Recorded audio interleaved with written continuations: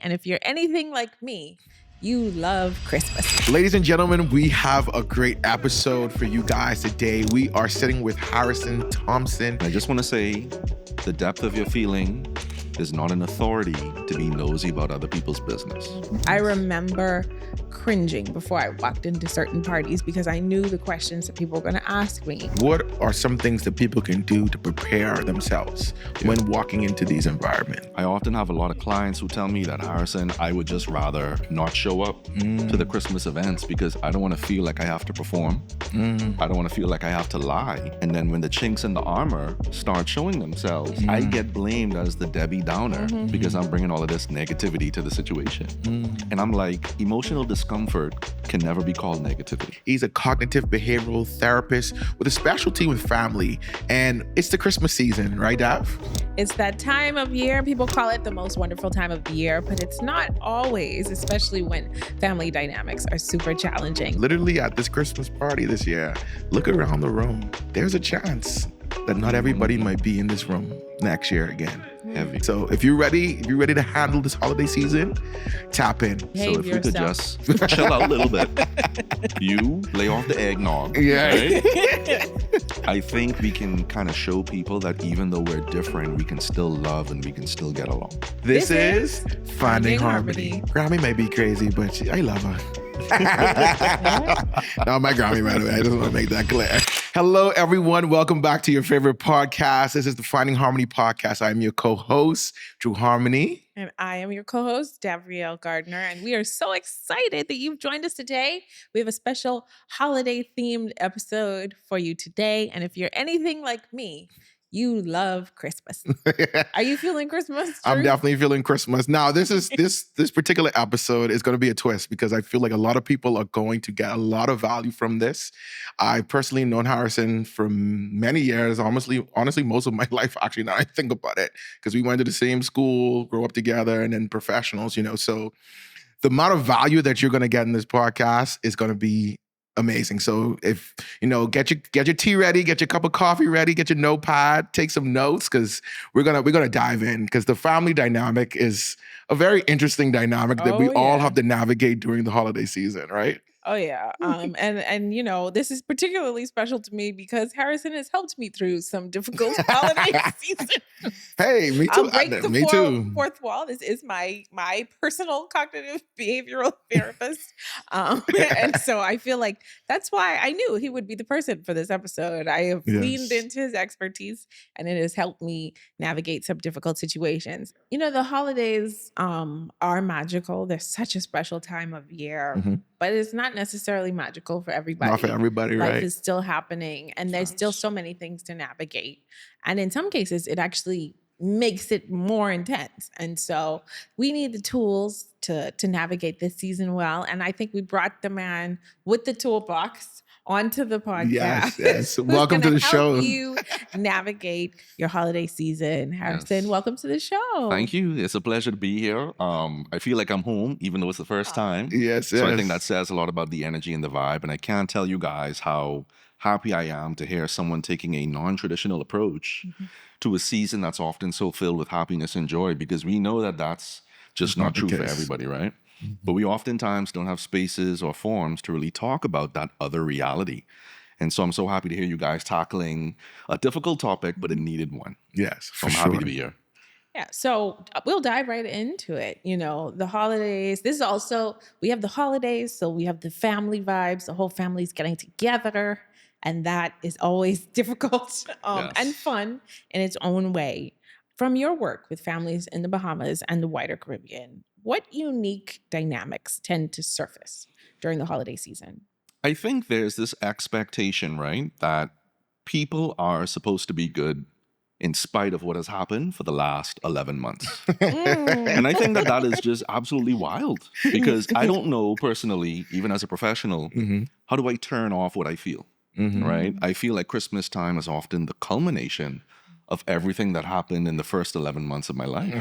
So that's the highlights, that's the lowlights, that's the celebrations, that's the struggles, the setbacks.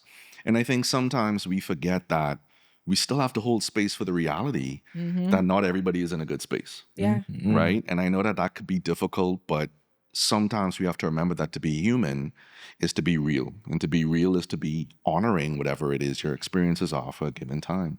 So when we talk about like those family dynamics, the unfortunate thing I see happening is that we don't hold space for the reality that not everybody is good.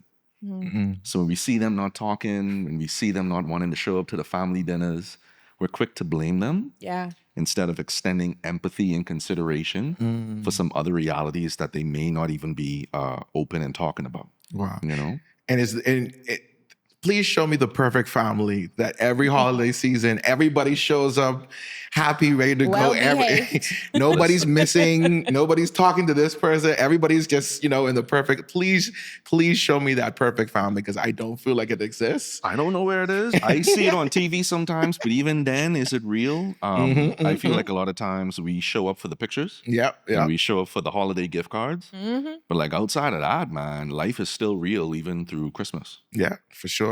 Oh yeah, like people, like you mentioned the fact, like if somebody doesn't come to the holiday party, or if they come to the holiday party and they're in a corner by themselves, or if they're in their phone, the knee-jerk reaction is to be like, well, why are you doing this to us? You know what I mean? Like the knee-jerk reaction is to take it very personally. I didn't even think about, if somebody's depressed, if somebody's grieving, if somebody's going through something and don't want to be triggered, they just rather not come at all, or they're not going to be their full selves. You mentioned something so powerful. I often have a lot of clients who tell me that, Harrison, I would just rather not show up to the Christmas events because I don't want to feel like I have to perform. I don't want to feel like I have to lie. And then when the chinks in the armor start showing themselves, I get blamed as the Debbie Downer because I'm bringing all of this negativity to the situation. And I'm like, emotional discomfort can never be called negativity. And I feel like a lot of Caribbean families don't know how to hold space for what is uncomfortable because we're too quick to call the discomfort negative. So I feel like if we could just change the label from negative to uncomfortable, we could kind of hold space for people to have meaningful dialogue and get back to the Christmas season instead of having to lie about the entirety of the Christmas season, which makes January just a tumultuous thing to have to recover in. Funny enough that you say, particularly Caribbean households, right? Because even for me, I know one of the major things that we all sometimes fear when we come back, we've seen each other for a long time. What do Caribbean people say when they first see you, especially if you're looking how you're supposed to be looking? Oh, you put on some weight, right? All these different things. You look even the crew just laughs just now. Seriously. And it's reality. That used to be my biggest fear. As someone who struggled with weight, I'd be like, okay, all right.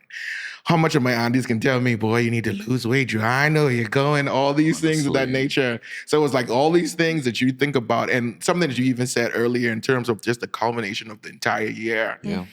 Sometimes you may not have had the year that you wanted to have, and now you got to face your family and put on and things of that nature. But it's just something I feel is either unique to the Caribbean culture, respectfully to... it's just Caribbean. I think it's a black people thing. I would say it's a black people thing. I know the black culture. I think it's a black people thing. Thing. Like, and for some reason, people say it like you don't know.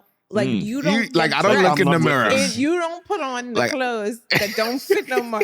You put on weight. Well, I wouldn't have known if you didn't tell me. That is so powerful though, Dav, because I think it highlights how in a lot of black families, Caribbean culture, there's such a heavy price on image, right? Like I think people would rather an image over truth. So we'd rather give the look of things being okay as opposed to actually being okay. Because if we talk about wanting to be okay, then we're actually talking about confronting what the problem is. And if a lot of people are honest, they just don't have the tools to confront those kinds of issues, especially in a season where we're supposed to be focused on joy and happiness, right? So I feel like we have to learn that Christmas season is not a hall pass from life. Like Christmas is happening alongside life. Like I be setting up the Christmas tree while going through my own thoughts and feelings, wondering like, when is this Christmas feeling going to kick in? Do I have enough money to buy the gifts? What are people going to think and say? It's a lot. And I think we have to start being a little bit more honest about what goes into just the prep, being in it, and then recovering from it. It's not easy in 2025. No, especially. I think too, like people take for granted. You mentioned something like, well, how much money is this going to cost me? Right. How much effort does the holiday magic cost? Or, how much energy? Because when we were children, Yeah. the holidays were magical. Because You we didn't- showed up. Mhm. You didn't cook anything. You didn't buy anything. There were gifts galore that you did not earn, so to That's right. speak. Mhm, You know, mhm. everybody had something nice for you. Everybody was so excited to Man. see you at the family function. Generally speaking, people don't tell children you got fat. They at least have enough True. understanding to be Mhm. careful about that.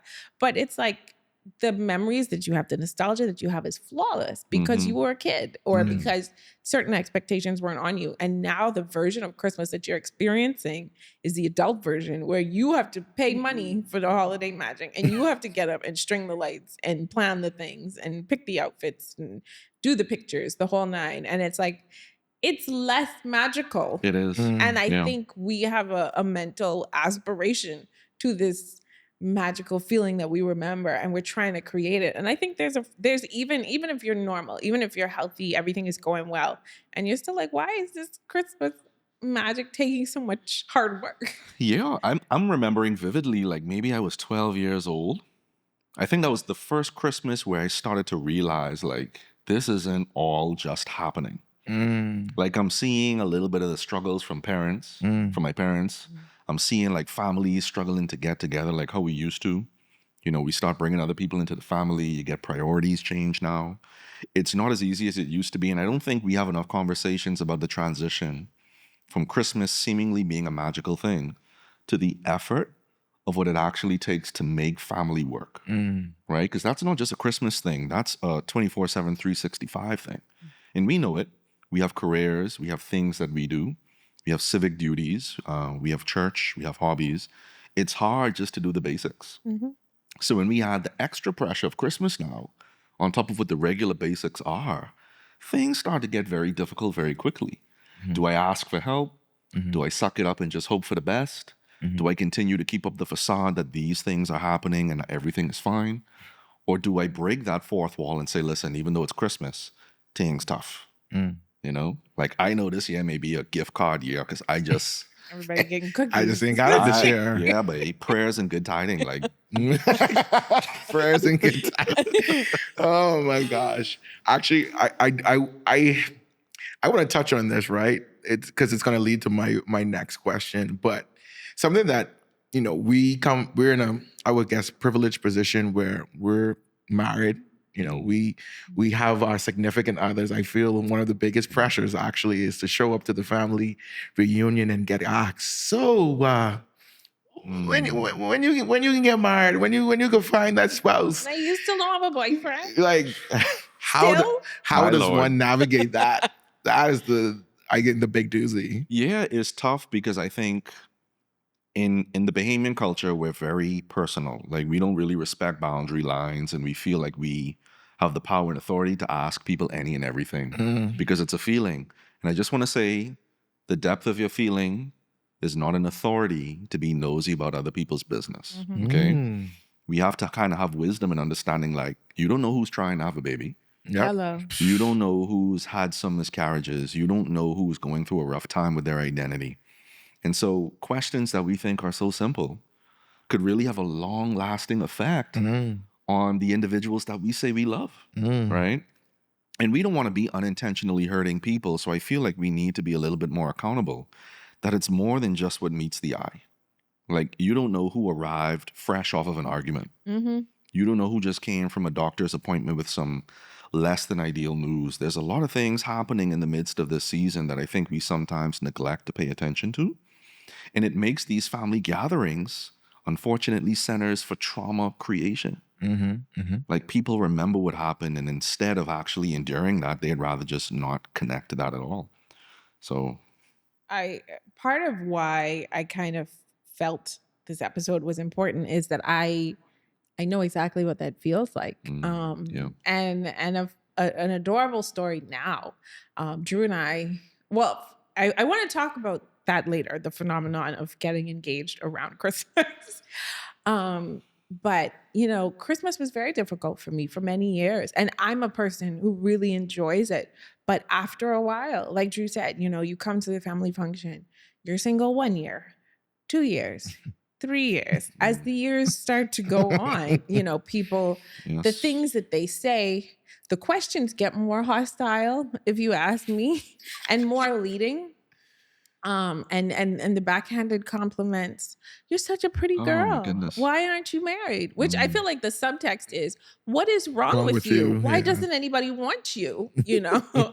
And I feel like I remember that feeling. I Yes. remember cringing before I walked into certain parties because I knew the questions that people were going to ask me and the way that they were going to ask those questions in like I said, in such a way, and maybe not consciously, but to make you feel small. Or I had a friend who'd been trying for 10 years to have a baby, and it's like, what is it walking into a family party where it's like, why y'all still don't have no baby yet?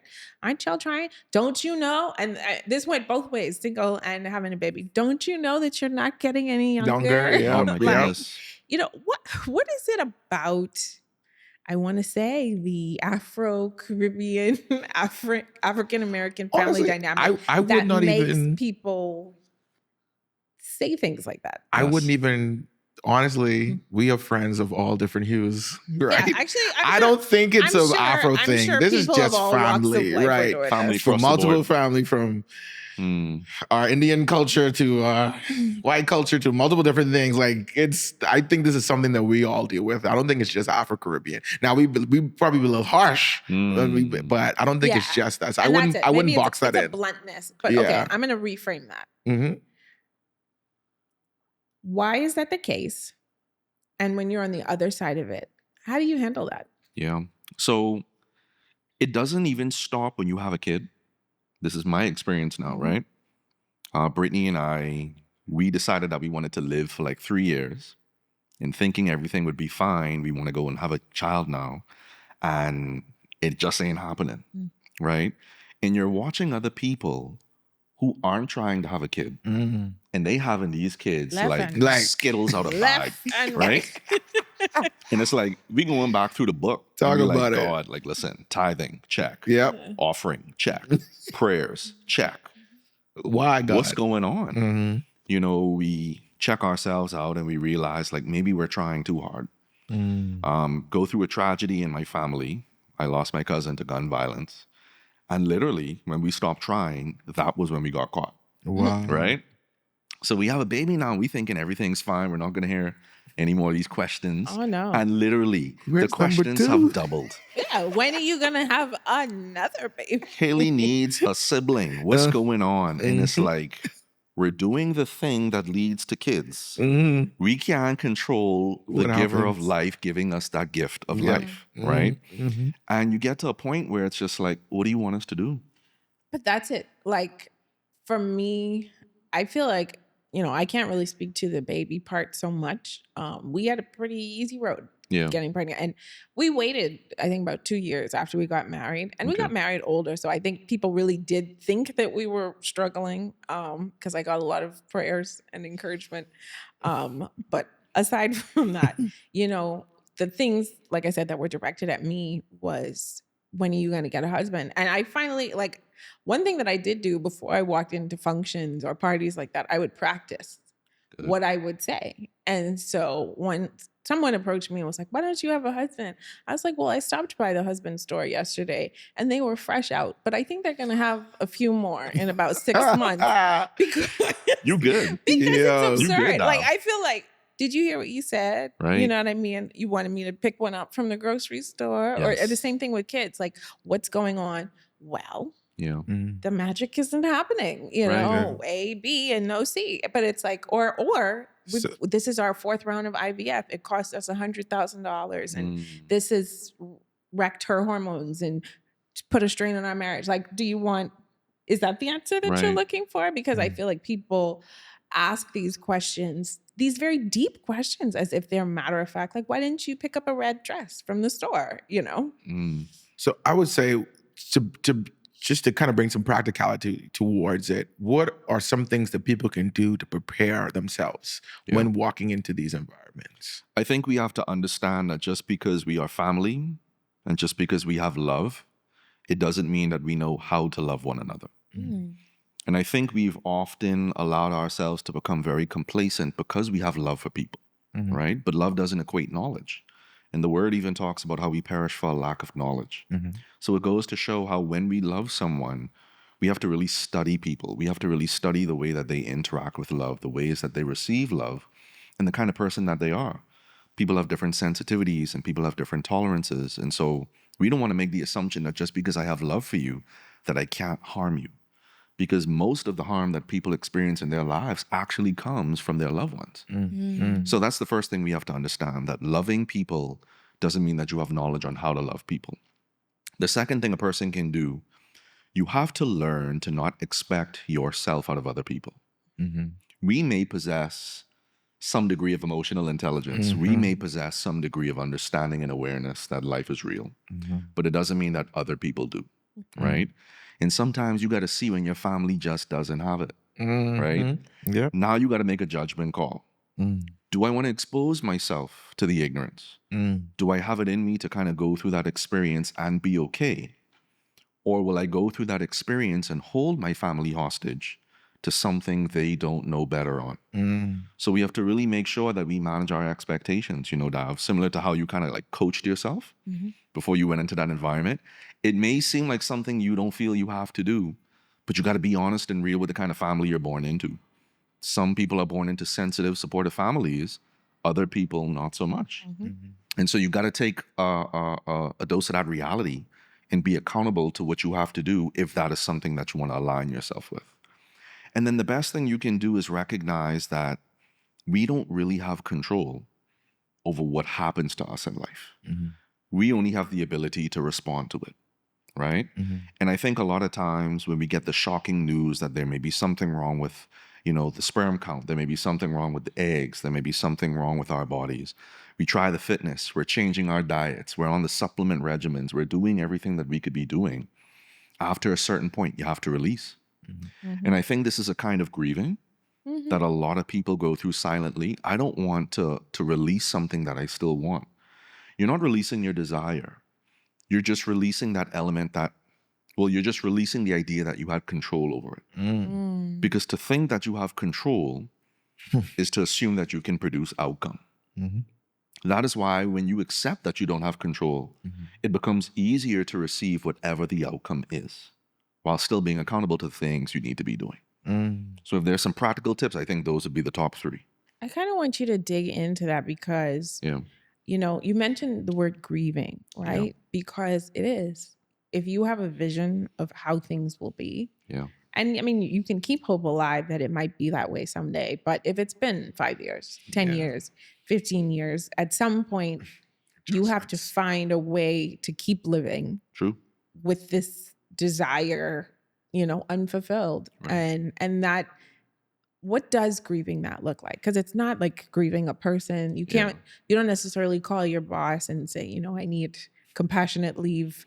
I'm not going to be able to have a baby. But that can hurt just as bad. Definitely. I think grieving in this instance for something that we would say is an abstract thing, it's about recognizing I need to decentralize this thing as the most important element in my life right now.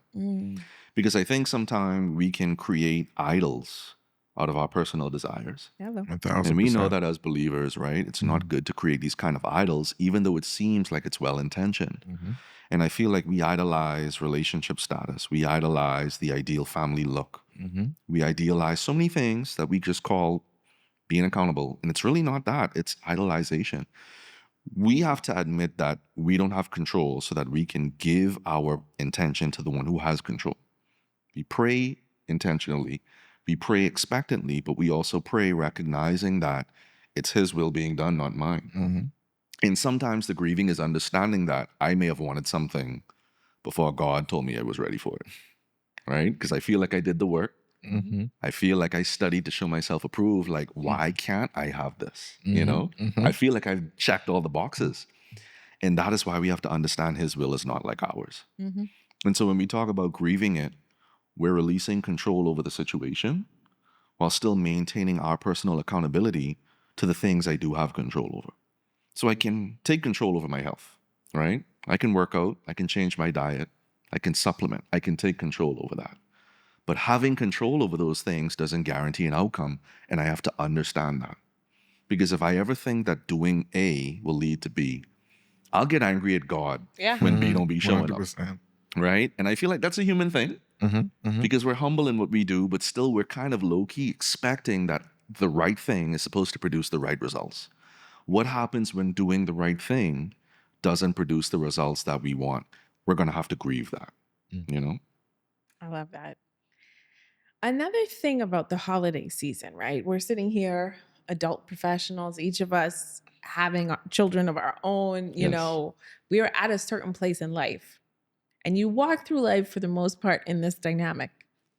Somehow, when you walk into the family party and Grammy and uncles and parents and cousins, and like it feels like when you walk through the door, you go through like a time vortex back to when you were 10 years old, or like Yeah. you are the king of your castle at your house. But when you walk into this house with all of these relatives who are older than you, who wiped your butt, who think, you know, It's a X, Y, and hierarchy. Z. Like It's real. there's almost like you walk back into being, I mean, you're lower on the hierarchy. And that's the thing too. Like more often than not, the crazy things, or I don't want to say crazy, but the things that we find insulting or triggering that are said to us, usually it's not peer to peer. Usually it's it's not good. your cousin It's good. who's Usually your the- age saying it to the you. generations It's somebody before. who's much older than you. And then this is somebody that you have a lot of respect for. Yeah. This is somebody who would have done a lot for you, somebody who sincerely loves you and just doesn't understand certain things. So Right. how do you navigate going into an environment where you want to hold your boundaries, where you want to speak freely, even about your political views or your social, religious views, X, Y, and Z, but you're walking into a dynamic, the Caribbean hierarchy, Yeah. or I won't say Caribbean, this hierarchical vibe of these family gatherings. How do you be your full grown, evolved self in this space where you kind of go back to being a child? Man, Dav, this is such a powerful, heavy question. So, whenever you're setting a boundary, you have to understand that boundaries are supposed to hurt feelings, right? Come Say on. that one more You time. got Yeah, for the let's people Say in that the one more back. time. We For saying that the again for you people all, in the okay? back. Get it? Pause the videos. Do what you got to do, Say okay? When you set boundaries in your life, boundaries are supposed to hurt feelings. Wow. And that is because boundaries are interrupting something. So you don't want that to be a passive, symbolic thing. You want that to be something that actually causes people to pause, to reflect. Now, setting boundaries doesn't mean that we have to be offensive. It doesn't mean that we have to step outside of our character. But a boundary needs to be firm enough so that the people violating the boundary can understand that this isn't right or appropriate. Now, in setting a boundary of that nature, you got to be willing to metaphorically die on that hill, right? If you believe in something, you have to be prepared to defend it. Now, in a perfect world, all you would have to do was show people how they've affected you, and they change because they're sensitive to it. But this ain't that perfect world. No. You will set your boundaries because you're showing people that this isn't right. You've offended me. And they will still come back for a second attempt, a third attempt, and a fourth attempt to see if you really mean what you say. And if you're not convicted to die on that hill, you're going to give in. You're going to go silent. You're going to lean into whatever they're saying just to avoid friction. But you're also training people to think that this isn't offensive when they do it. So, as you said, Dav, the generational gap usually lends itself to gaps in understanding. They say every new generation is going to be smarter than the former generation. And we have more knowledge than any other generation before us. Yes. Which means we're more exposed. We have deeper understandings. We're more aware of the connections between things. I think for the newer generation, we have to learn to extend a little bit of grace. That the older generation, they don't always have the same understanding as us. They may have raised us, they may have given birth to us, but that doesn't necessarily mean that they had it all right. Facts. Okay? So I think we could do better in giving them grace so that it could be a teachable moment.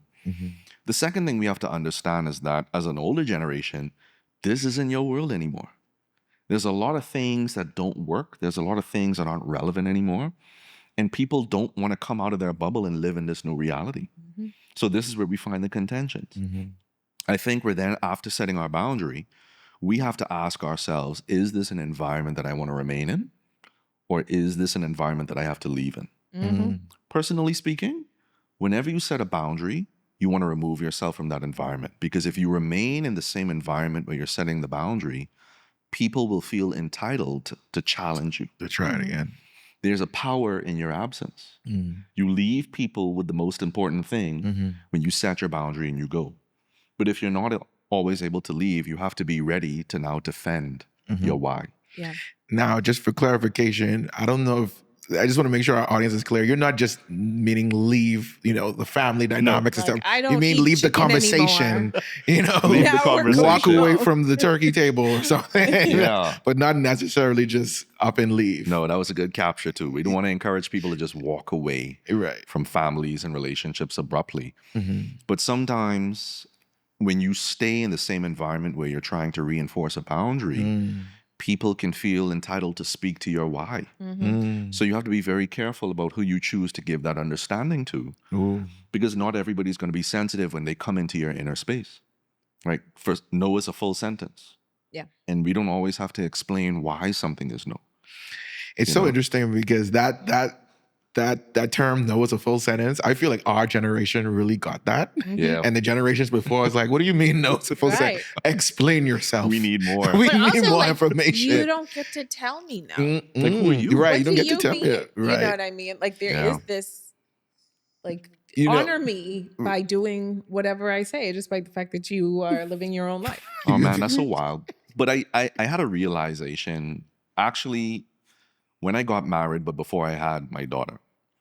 My parents and my family only knew me as their son, their cousin, XYZ. Now that I'm married, they're having to learn me as their son, the husband. Okay? So I only knew you as Harrison, my son. I don't know you as Harrison, a husband now. Because you move in differently. Yeah. Like, what you mean you can't stay out past 9? Because I got to help my wife deal with what we getting ready for tomorrow. It's like, Right?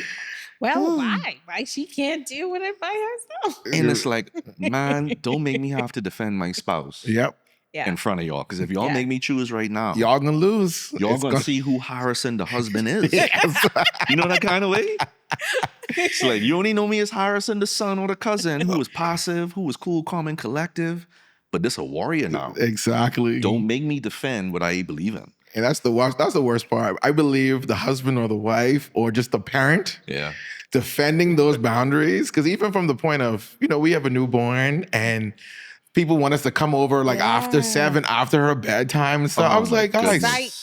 we How? gotta put. It's a bedtime. We gotta put her How? to bed. What you mean? She could come. She could stay. It's just one night. It's just one night. It's like, no, you want to take care of this child in the middle of the night when she's waking up.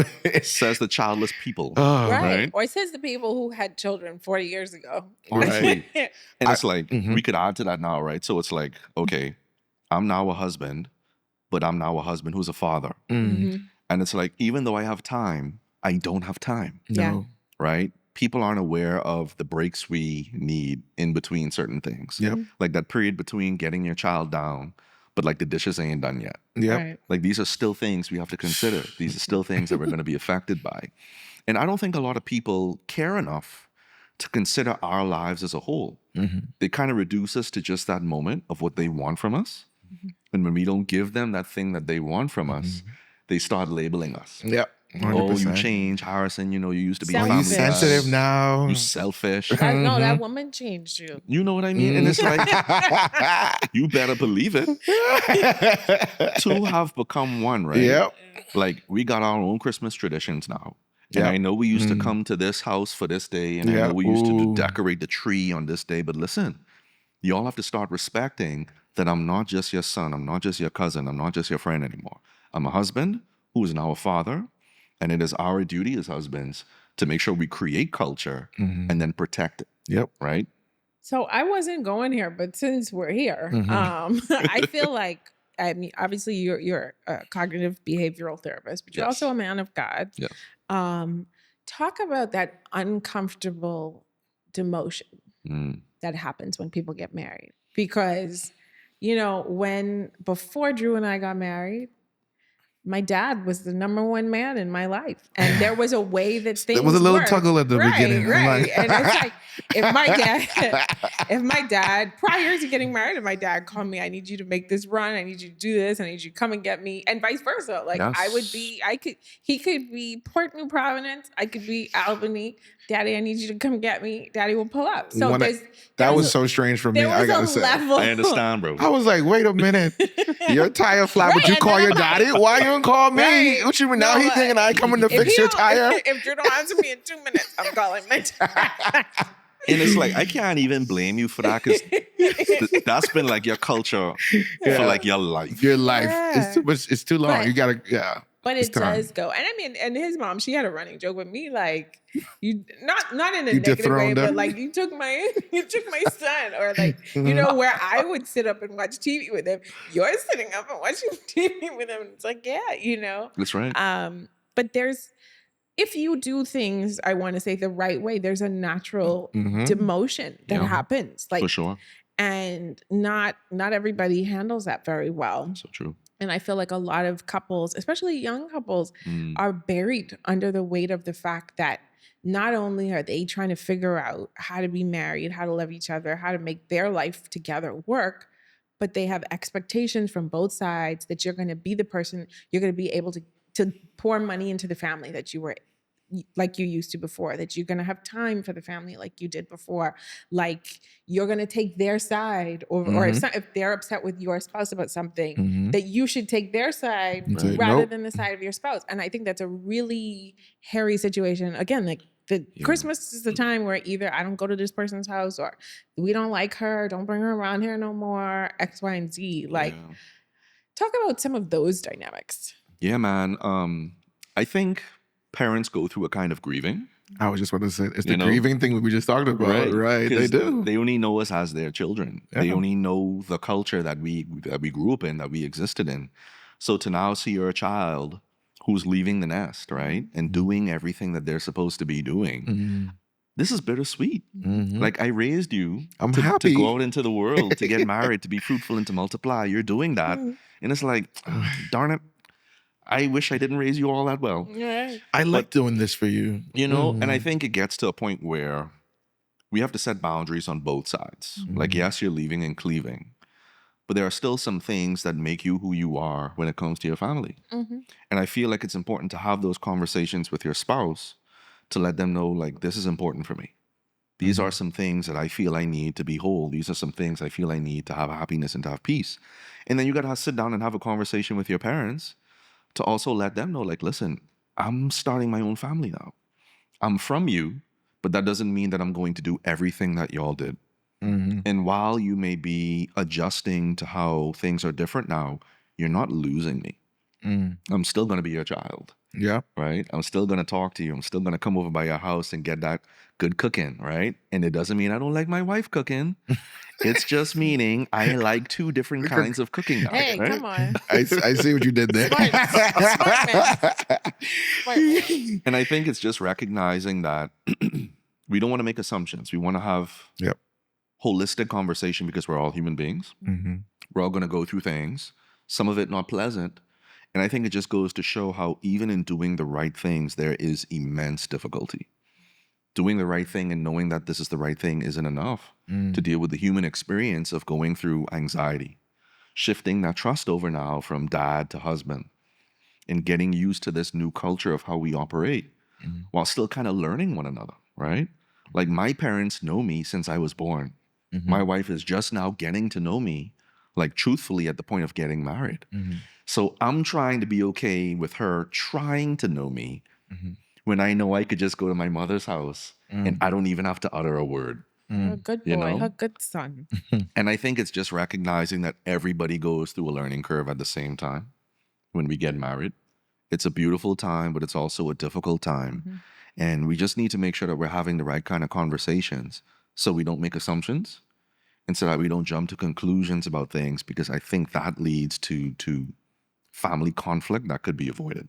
Mhm.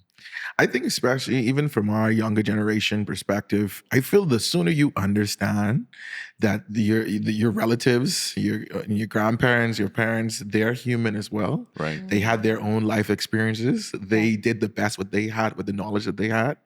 Once you start to put those things into perspective, even some of the snarky comments, you actually tend to laugh at them. Like, So true. you could believe this person just said that. Like me and Gabrielle constantly have these conversations after our family. We laugh about it because at the end of the day, well, one, you really have a sense of self, and Yes. that's important. So when you go into these situations, you kind of understanding yourself from a different perspective. I don't know if that made sense, but you tend to look at it from a lens of, oh, I wish they understood what they Right. said to Yeah. in that moment. I feel like when you start to zoom out a bit more and have more compassion for their understanding the level of where they're at, you could tend to take some of these comments on the cheek and things of that nature. That is so powerful, Drew, for the single reason that acceptance allows us to see what's left that can work in a relationship. Mm, I think before acceptance, we're trying to make everything work, mm, but acceptance shows us what left do I have to work with. Yeah. mm. So if I can see Aunt May for who she is, island woman, grew up hard, had to be a lot, do a lot. So those comments are coming from a person that reflects her experiences. Mm-hmm. If I can accept that that's who she is, I can say, well, what's left over that I could work with? Yeah. Mm. What's left over that we can commune on? What's left over that we can share similar interests in? And then we can water those grounds Exactly. and see what sprouts from that. Mm, I think when we try to change everything for the better, mm, we end up missing opportunities to water what's already working. mm. So I feel like for any relationship across the board, in any season, we have to be willing to accept people for who they are so that we can see what is left to work with. Mm. And I feel like that's the start of really deepening relationship. I want to transition here. I want to talk about complicated relationships, right? And I'm going to Sure. give a couple perspectives. One of which is, you have a particular significant other, Yeah. but the entire family don't necessarily vibe with that one. You know the person because you're with them day to day. You know their heart, you know their intentions, but everybody else not necessarily is vibing with them. But you don't want to be apart from your family because you love your family, but you True. want to bring them in. True. How does one navigate that? And then I have a follow-up for that one as well. Yeah, so I think what has to happen is we have to be willing to reach out to that person and show them that differences doesn't stop love. I feel like a lot of times in our culture, we allow differences to change our character to such a degree that we're no longer showing love. And if we only show love to people who are exactly like us, there's not a lot of love to go around in the world, right? Because we're all unique, we're all different, we have different experiences. Some of us have different religious belief. Some of us have different sexual identities. Some of us have different political backgrounds, right? Christmas time particularly could be hard because we're bringing a lot of that outside stuff into one singular space. There's a lot of things that could happen, right? Hello. I think we have to be willing to say that if we love people, how can I operate in support of them? Personally, I think sometimes we can do a better job of having separate conversations with family so that we can better prepare what this environment is supposed to look like. Yeah. Instead of just assuming that everybody's going to be on the same page. Because what happens in those moments when certain topics come up, we're not prepared for that shock. People are going to get defensive. And when people get defensive, people are going to start choosing sides. And it's either going to reinforce that this is not a safe space for me, or it's going to actually cause trauma. And people are saying, never again am I going to do this. Yeah. So I feel like if we could reach out to one another, those family members that could be very opinionated, I think we can kind of prime the environment a little bit better Yeah. to let them know, like, listen, this is how it is. So-and-so just came off of a divorce. We want this to be a safe space for everybody. Behave so if we could yourself. just chill out a little bit, you lay off the eggnog, right? I think we can kind of show people that even though we're different, we can still love and we can still get along. To that end, I think that's a great idea, Yeah. priming. Because I find that typically when people are in a group, they're hyped up to be Yes. conflict or to drive the conflict. But when you get them alone, like, hey, I really love so-and-so. The last few times we came over here, you really made them feel uncomfortable. they're going to be coming. It's Right. either the two of us are coming to Christmas and y'all are going to be nice, or I'm neither not of us are coming. Like, I feel like if you have that conversation, people will govern themselves accordingly versus in the moment, That's so true. y'all not being nice to my person, you know? So I think that that's going to go a long way. But my question is, my mother-in-law, actually, she showed me this video with Oprah. She did this podcast session where people who had gone no contact with their families were talking about their reasons. Mm. And obviously, in some cases, that's very necessary. But in other cases, I'm like, just because they don't see the world the way that you do or make you feel the way you want to feel, is that a reason to cut off your family? What I want to ask you as a professional, where is the line, right? Because there's some family members who are just going to get on your nerves, but then there are some dynamics that are genuinely toxic or even abusive. How do you determine, is my family or is this gathering, is this dynamic just annoying to me, or is this actually harmful? Yeah, that's such a good question.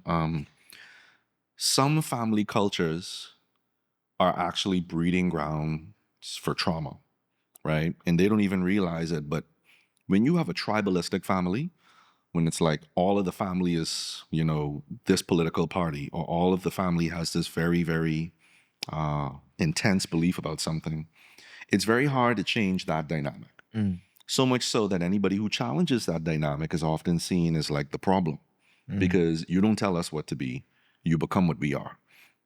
I think in those instances, you have to extremely limit your exposure to family.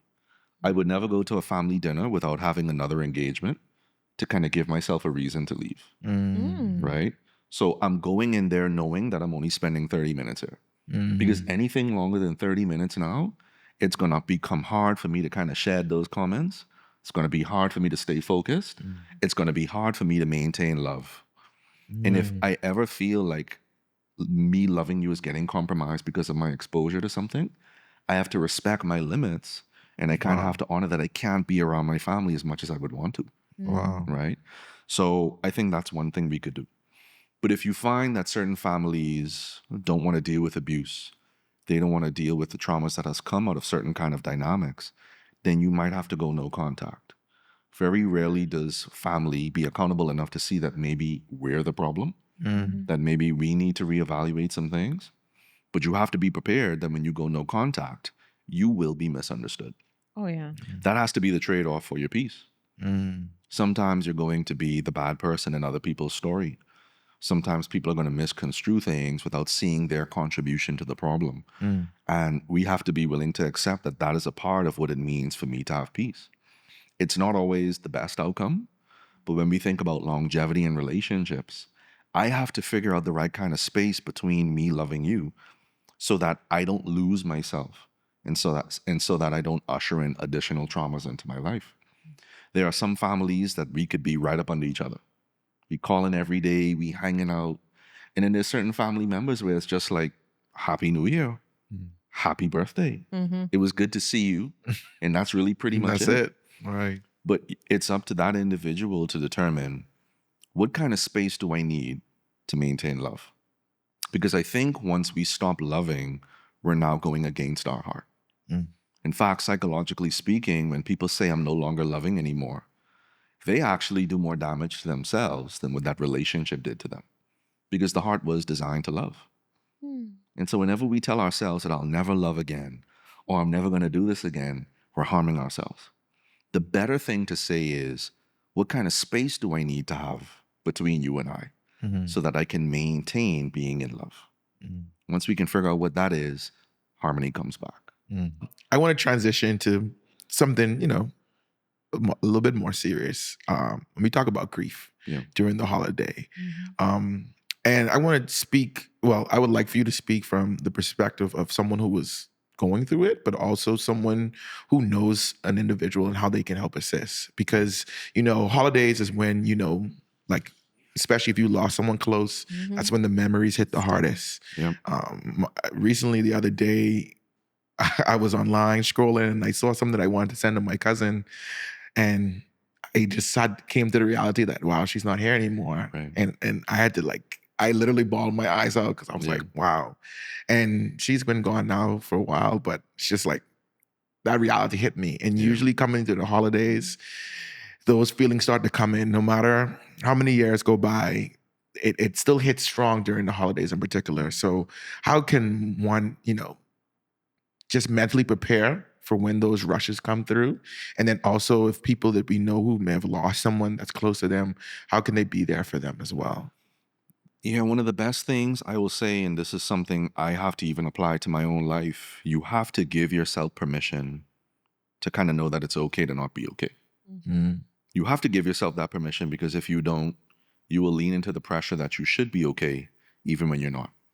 So I think we have to begin honoring what is real for us. So if you're feeling it, allow yourself to feel it, right? And then create a space where you can feel that feeling without having to snap out of that so that other people don't feel a kind of way, right? Because sometimes a lot of our mourning and our grieving is cut short because we don't want to burden people with what it is that we're going through. So I think we have to give ourselves a little bit more permission to know, I don't have to be okay right now. Like for the next 5 minutes, I could be a mess because that happened to me. This is real. I was reminded of something. I just went through something. And social media, they're going to show you the memories when you least looking for it. Yep. And Sheesh. that wave is just going to overcome you. You can't do anything but feel, right? I think the second thing too, we have to do a better job in community mourning. Talk about that. What do you mean by that? Like it's probably not just you going through that thing, right? Like when I lost my cousin, obviously when it's at the funeral, it's everybody kind of mourning and grieving together. But then we kind of don't know what we should do after this. Like, should I bring this up? Like, did y'all notice it was her birthday, or is that too much?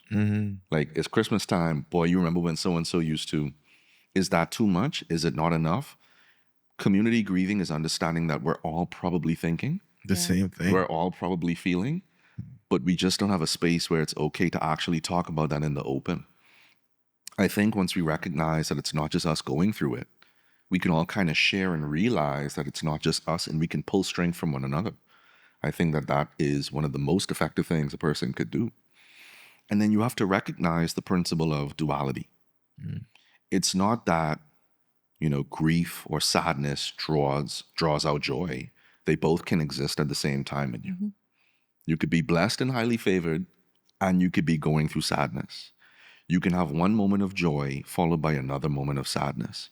And we have to understand that one doesn't negate the other, right? I feel like sometimes in order to say that we're good, that we've moved on, I have to show you that I'm not hurting. I have to kind of show you that I'm not still going through that. And that's not true. You can have moved on and still feel the emotional sting of what happened. So we don't ever want to think that because time has passed, or because it's been X amount of years, or that because I haven't cried in a long time, that means I'm over it. Whenever you lose someone that you love, you never get over that, right?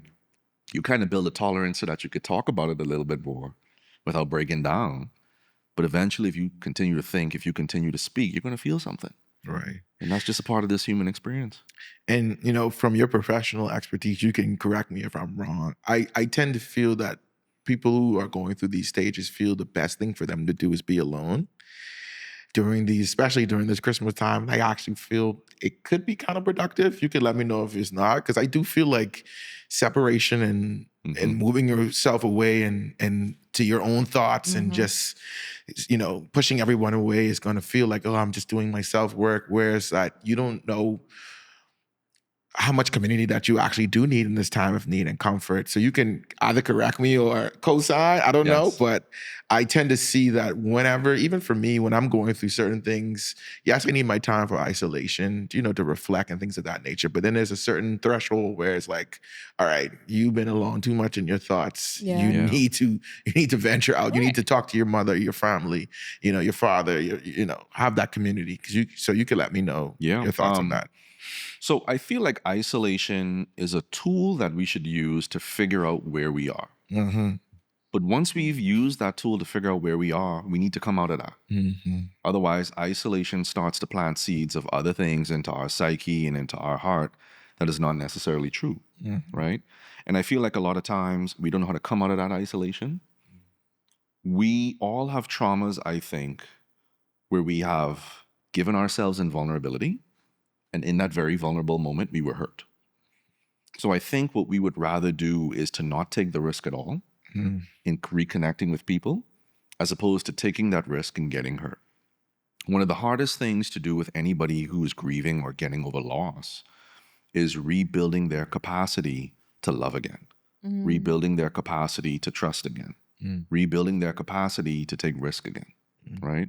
The price we pay for caring for people and for loving people is that we're going to hurt. And Christ is the first one who experienced that. For the sake of loving us so much, he died. So for the sake of loving my wife and my daughter, I am going to be exposed to everything that's working and everything that is not working, right? And what am I going to do when I get exposed to the part of this person that I love that isn't working, that is broken, that's still hurt and damaged? I don't ever want my entire relationship to be defined by one particular slice of their life. Just because this isn't necessarily your best self, I don't want to stop loving you. And this is why we have to recruit the fullness of who we are into our grief. To understand that this part of me that's hurting is just a part of me. It's not all of me. That there's still other things happening, that there's still other parts to my life. There's still other parts to this relationship. There's still other things that we can do outside of this part of us that's been hurt. When you isolate, isolation only focuses on the part of you that's hurt. That's why in isolation, if you spend too much time in it, that hurt starts to double and then triple and then quadruple. And then pretty soon your entire life gets consumed with what you've lost. And so we have to make sure that we recruit the fullness of who we are as people so that we don't ever allow our pain to become our identity. It was powerful. You talked about isolation and grief during the holidays. And for me, that it rings in a different direction because I remember I touched on it earlier. So when Drew and I got engaged, I think we got engaged on December 19th. I hope I'm right. 18th. The 18th. Okay. December 18th. Let's get it right. I was close. But it was a few days before Christmas. And my brother flew in. Like, it was really special, you know? And I don't think he said it directly to me. I think he said it to somebody else when they asked him, why now? And he said that he wanted me to have a new memory of Christmas because I had been broken up with on Christmas Eve. And I remember that experience. It was the relationship itself was traumatic. And so that breakup was also pretty traumatic for me. And it kind of colored Christmas, unfortunately. And each year it would kind of fade, but because that was such a searing experience, like I said, as somebody who loved Christmas, it kind of put a shadow on it. But what I do remember is going out to the family parties and the functions. I felt like in two places, like I had one leg here, one leg there, like one leg in the sadness and the grief, and then the other leg in the joy and the togetherness. Yes. And I actually think that even though I was hurting, and you know, for different reasons, whatever the case is, being in that environment of love and then friendship and fellowship was also healing. And so for the people, you know, I mean, we know people going through all sorts of things. For the people who are contemplating a divorce, for people who have gone through a divorce, for people who've lost a child or just really suffered crazy things, or you know, you've broken up with somebody, or this is your 5th Christmas that you've been single since your last relationship and you just want somebody to wear matching pajamas with. You know, that's all you, if you could write a letter to Santa, that's what your heart desires. Ain't that right? And because again, I had in my mind what was a long single season, and I know the full spectrum of the emotions for people who are going through the kinds of grief where nobody's dead, the kinds of grief where I lost what you are to me rather than you still exist and I have to walk past you on the street. We used to love each other and now, you know, it is what it is. How do those people compartmentalize? Because no one's going to be like, oh, I know that you're grieving in this time, but there's an emotional suffering going on. And how do they show up, I guess, to be present and to enjoy while they're dealing with complex emotions? Yeah, those kind of individuals have to be so very careful about accepting invitations into things just because they were invited, right? it's very rare that people are going to give you the kind of compassion needed because we're a very judgmental society. Like, girl, what you crying about? Girl, what you hurting for? Dude, like, come on, bro. It's Christmas time. You Plenty should not fish be in the hurting. sea. Right? And it's like, people are so well-intentioned, but at the core of those well-intentions is, I don't know if I want to be burdened by your pain. So I need you to feel better so that I could feel better. Right? And it's really a selfish take on someone else's experience because you're not really helping them. You're trying to get out of something that you don't want to deal with because of what they're dealing with. Wow. Right? So when we talk about family and friendship, we're literally talking about choosing to be burdened and inconvenienced by what they're going through. Right? Wow. No matter how simple it is, no matter how complex it is, whether you understand it or not, it's just about choosing to open up a space, again, where it's okay to not be okay.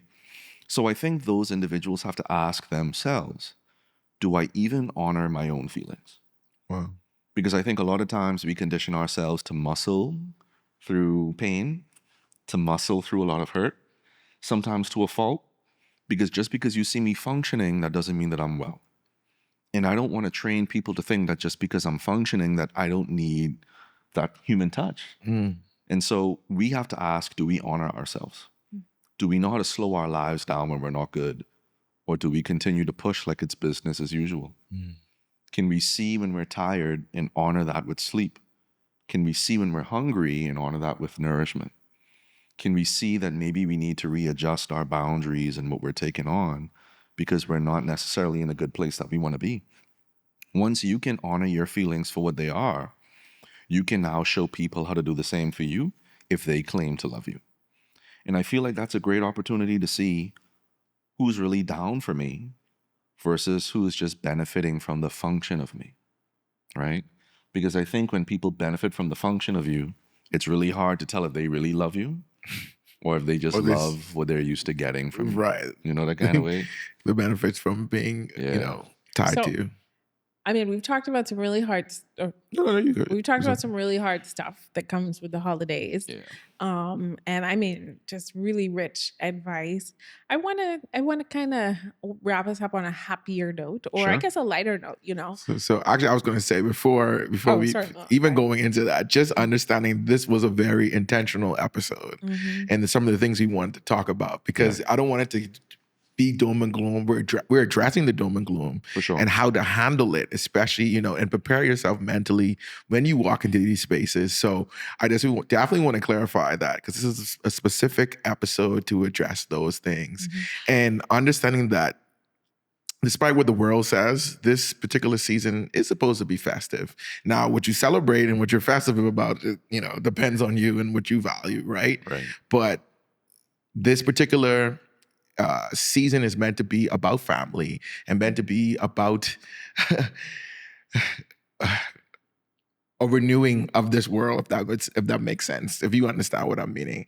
Christ being born, things of that nature. Joy to the world. Right. This is not meant to be a sad season. So this particular episode is meant to just help you navigate so you don't get into those, holiday woes and holiday blues, and actually understand and see things from a particular perspective and particular lens so you could walk in and actually keep the joy going, So I think where Dav is kind of going to now is just, the ending it on a bright note. Yeah. Yes, for sure. Yeah. So, I mean, obviously we talked about relationships that are fractured, loved ones who are no longer with us. Those are dynamics that make Christmas hard for people. But, praise the Lord, so many people are in beautiful families, are in beautiful marriages. What are things that people can do to be present as we are making the memories, not get caught up in the turkey and where are matching pajamas and Gifts what color and are we wearing and presents, but Yes. how do we really dial in to get the full experience with our partners, our kids, our parents, X, Y, and Z? I think the word that comes to my mind is gratitude. And it's hard to exercise gratitude without being present. You can't exercise gratitude retroactively. You could acknowledge it. Like, man, I was really thankful for that happening, but you're not present in that. It's a recollection. And so gratitude is about being locked into this moment right here, right now. So the house may be on fire. I had this headache for 2 days. But what in this moment can I be thankful for that is happening and working for me? That is happening and working for my family. And you don't even have to start with anything major. You can say, you know what? I thank God that I could turn on my AC because it's allowing me to feel cool. Amen. And usually when I'm cool, I'm more calm, I'm more collected. I actually feel better when I'm cool, calm, and collected. And gratitude starts to become this chain reaction where you now link one thing you're thankful for into another thing that you're thankful for. And pretty soon you have a snowball of things that can shift your energy and that can literally shift your presence from the past, which is regret, or from the future, which is anxiety. And it brings you right here into the now where things can actually happen and take place. And so gratitude is that thing that heals. A lot of times people wonder why they're always sick. People wonder why it is that their mood is always down and out. They're not exercising gratitude.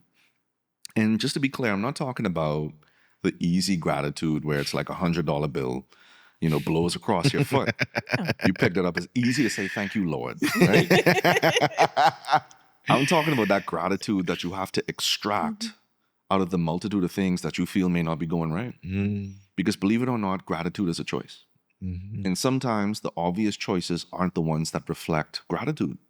Sometimes the obvious choices are what's going wrong, the people who offended me, the things that didn't work well, the traffic, the heat, you name it. But in the middle of all of those things that's not happening that you want, there are some things that are happening, but you got to find it and you got to extract it. I think once we could train ourselves to do that, we can become a little bit more appreciative. We can now experience a little bit more joy, and we can get back to what it actually means to be present in Christmas. Grammy may be crazy, but I love her. No, my Grammy, by the way. I just want to make that clear. And I guess finally, I would want to know, we talked about walking into those triggering environments. We talked about loved ones who may not see things the same way we do. How do we bring in energy into these environments that invites people to try to be better? Yeah. I think you have to first embody it. Energy introduces you to people before you even open your mouth.